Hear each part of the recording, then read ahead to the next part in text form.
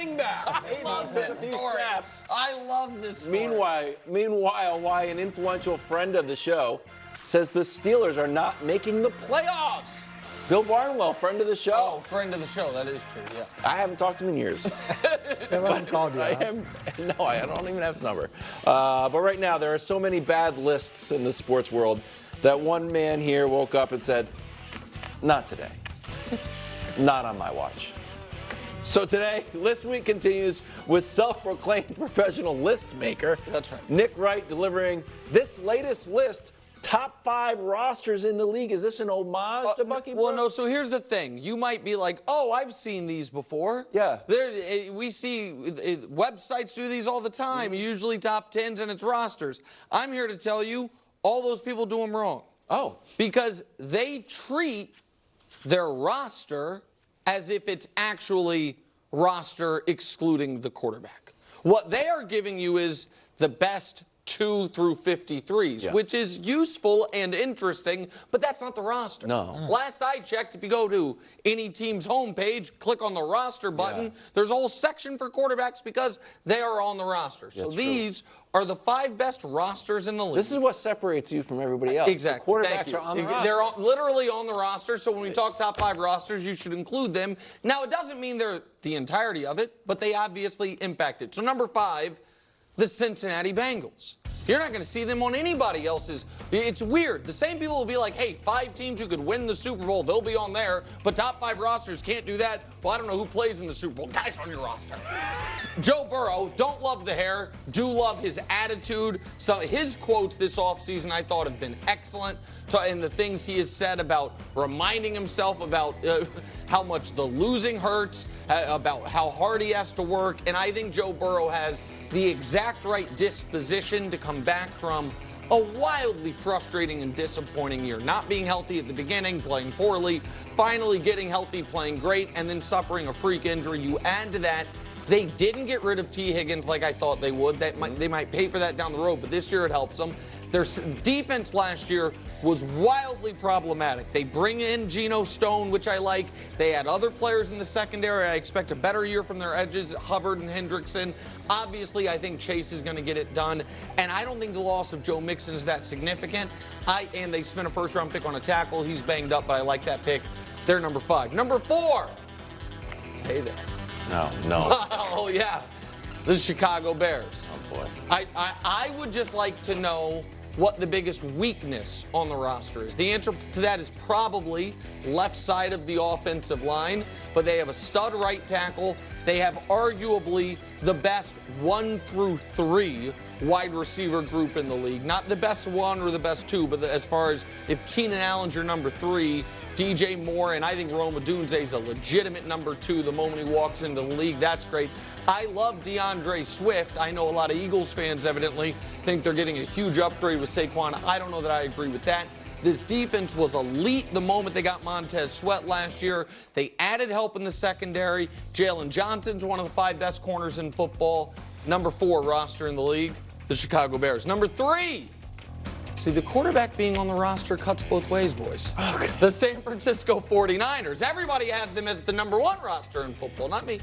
Now, they do have, assuming everyone, I'm assuming Ayuk is gone, but I'm assuming Trent Williams is there.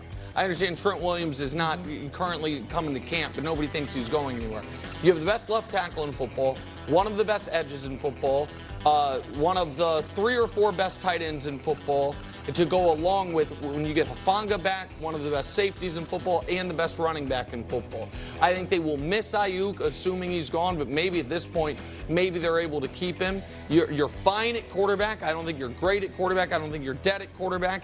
And I also think some of the additions they have tried to make recently to upgrade the offensive line, which to be fair, the right side of it wasn't elite last year, is smart. And you have the best inside linebacker of his little mini generation in Fred Warner. You'll get Dre Greenlaw back at some point. I have them at number 3. At number 2, the Detroit Lions. They have, in my opinion, clearly, almost unanimously at this point, the best offensive line in football. That makes their quarterback a top 10 quarterback. Jared Goff in and of himself is not a top 10 quarterback. In this situation, where he will be protected, where he plays almost all his games indoors, he is a top 10 quarterback. You add to that Jahmyr Gibbs and David Montgomery out of the backfield. I know Gibbs got dinged up, I think, today or yesterday. Amon-Ra St. Brown is a great receiver. Jamison Williams has great talent. He finally showed some flashes of that in the playoffs last year. You upgraded the defense, adding Marcus Davenport and Terrion Arnold in the first round of the draft. I don't see a real weakness on this roster right now. They are the number 2 roster. And then, of course, the number 1 roster in football is the roster that Patrick Mahomes is on. Why are they the number 1 roster in football? Well, we can just reveal it. There it is. It's not only because of Patrick Mahomes, but he sure does help. But you also have arguably the league's best defensive player, inarguably the league's most potent playoff weapon in Travis Kelce. Spent a first-round pick on the fastest player in league history. You had the second youngest defense in football last year. That was also statistically the second best defense in football. You lost one piece of it in L'Jarius Sneed, but you brought everyone else back. And I think you upgraded at left tackle with this rookie, Kingsley Suamata. After last year, it was Donovan Smith, and he was dealing with some injuries. They are the best roster in football. Greg Jennings, there it is, 5 through 1, the 5 best rosters in the NFL. I don't know if it's the 5 best rosters. What do you mean you don't know? I like those rosters. I would add a roster, in that roster being the Texans. Yes, absolutely. You can't Houston, be high on the Texans and Packers. we are a problem. And you better believe this is a team that is going to be a problem and pose problems for a lot of teams this season. Because of that guy right there, C.J. Stroud, your offensive rookie of the year. Look, for me, when you have a guy like that and you start to add pieces around him and you give him depth, we talk about rosters. We're talking about the depth, not just your number 1 guy at the position. It's not the deepest roster, it's the best roster. We're talking about the best roster and the depth. That's what makes this the best roster, in my opinion. When I look at this, you got the quarterback. That's a given. Obviously, you look at the receivers. You talk about 1 through 3, Tank Dell, Nico Collins, Stephon Diggs. You can go on Robert Woods. You can keep going. Noah Brown's good. They have great depth. You got Dalton Schultz at tight end. Two running backs, and Dameon Pierce, Joe Mixon. Defense side of the ball, you got the defensive rookie of the year in Will. Other than him, you bookend him with Danielle Hunter, who's a double-ditch sacker every single year that he's healthy. You got to love that. You got 2 young corners, Stingley, and now you added a corner this year. Like, I really like this team. And then if we're just to put a little cap on it. Don't say anything about the coach. Just put a little He's not cap on the on roster. it. The person in charge of allowing this roster to be configured. Oh, you can look at the head coach. Okay, but he's not on the roster. He might as well look. He might as well play too. Yeah, if we were talking about the top 5 card collections, and you're like, I have a great pool. It's nice, but it doesn't matter. It's not. Listen, I like D'Amico Ryans. We are a problem. Okay, It's so like old Nasser. Houston was. There were 3 teams that were in strong consideration for that spot the Bengals got. 3 other teams. Houston was one of them. We'll see if the other ones are represented by you guys or not. The reason they didn't get in there was I do think the off-season additions are being a little overstated in this regard. I know we talked about it yesterday. I think Danielle Hunter is an excellent player.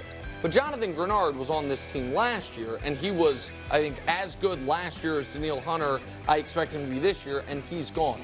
I don't think Joe Mixon's an upgrade. I flatly don't think Joe Mixon's going to be a difference maker for them. I think Diggs is high ceiling, low floor for the Texans, and we'll see. But I understand if it's like he was just over it in Buffalo and still has a lot left and then taking a free agent year, great. If he really is the number 3, I don't know how that will sit with him. I do like Stingley, but Stingley's about the only guy in their back 7 that I love. We'll see about Kamari Lassiter, the guy they spent the 2nd round pick on. But it's not, listen, the fact that I was considering him means I mostly agree with what you're saying, so I get it. We can't include D'Amico, though, not on the roster. He used to be on the roster. When I covered the team, he was on the roster, no longer on the roster, though. Go ahead, Coach. Greg, I really liked what you said. And for those of you that are tuning in right now, Greg had a really good list at the top of the show. If you like lists, there's a really good list at the top of the show. So, to me, I don't know how you don't have the Baltimore Ravens on it, because you prefaced everything with you got to incorporate the quarterback. You got to talk about the quarterback. And isn't it like when you win the Masters, you automatically get a bid the next year? Isn't that An how? exemption. Yeah. Yeah. Lifetime, actually. So you would think that if you win the MVP, your team would automatically get a exemption and be in the top 5 rosters of the league. Feels like so you have him, and then you add Derrick Henry. I really like both tight ends. Look, we're not doing puns. It wasn't a pun. I had a totally different one, but they had to adjust it a little bit. Okay, got it. All right. So you add Derrick Henry to the Lamar Jackson mix, and I really like both tight ends there, and they're not necessarily the best at No, wide but I like- receiver, but they could run the single wing and control most Okay, games well- with those two guys alone. There's been turnover on defense in terms of the defensive staff, but every year they figure out a way to be really good defensively, and I don't think this is going to be any different. And when you can control the game the way they can control the game, and it's going to be great to see that pairing, because I think they can actually just line up and play some bully ball. And in doing that, now you take pressure off the defense as they come together with the new staff. And the fact that they're not in your top 5, So- after you prefaced everything with it starts with the quarterback, and he was the MVP. So they were one of the other teams that was on the cutting room floor. Here's why. And I'm not even being a smart like I am. I want to know what you think of this. 3 losses on the offensive line.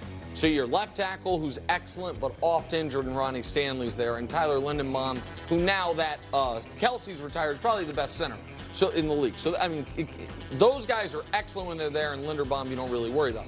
But you're starting a 7th-round second-year player right now at left guard, two unknowns on the right side of your offensive line. That doesn't give me huge hope for Derrick Henry with them as far as if they're going to have any push up front.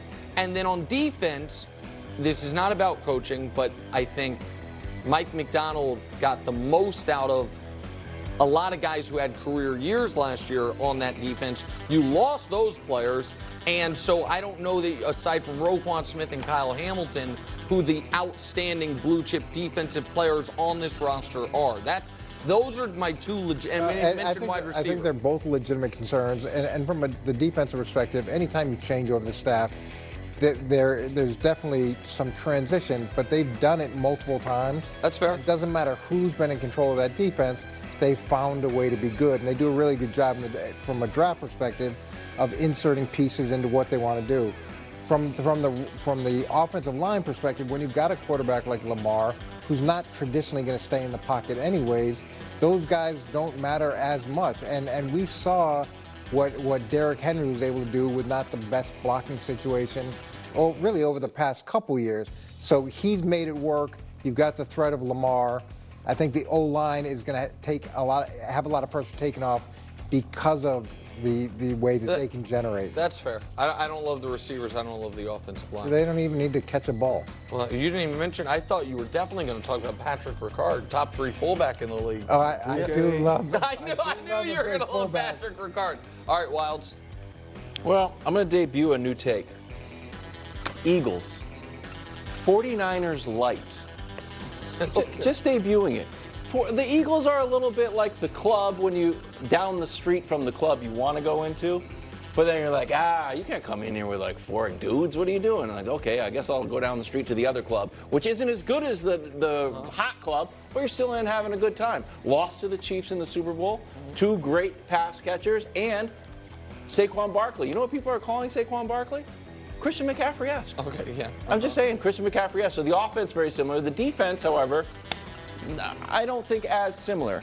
But I'm leaning on Coach with his 3 Super Bowl rings, much like you leaned on Coach and ignored his vice of running the ball until you started to play college football. Coach has convinced me that Vic Fangio will solve any roster deficiencies on the defense. Coach, you have to back me up here. I think he'll make a lot of the deficiencies smaller than they were, but they also did a nice job of trying to address the secondary through the draft and free agency. Okay. So those 2 things combined, you should see a significant jump. So here, one of the things that has been the Eagles' calling card the last few years is either the best or the second best offensive line in the league. It's not just the loss of maybe the best center ever, certainly the best center in the last 25 years in Jason Kelsey, the player, but he's calling out the protections. He's communicating. That now all is going to fall, I think, on Jalen Hurts. It's certainly not going to fall, I don't think, on Cam Jurgens, who's stepping in for him. So that concerns me. I am not as high on Saquon Barkley as everyone else, most notably because I didn't stop watching him when he left Penn State or after his rookie year with the Giants. And the defense, I think long term, those were smart draft picks. I think if you're like, hey, you know what's going to solve our secondary? 2 rookies, a rookie corner and a rookie safety. Those are tough positions. It'll take some time. To take some time. So for all those reasons, that's why they're off. I think the least popular sports opinion in America is not loving Saquon Barkley. And I think but you cornered the market on it. Good job. Like that wonderful guy. Like,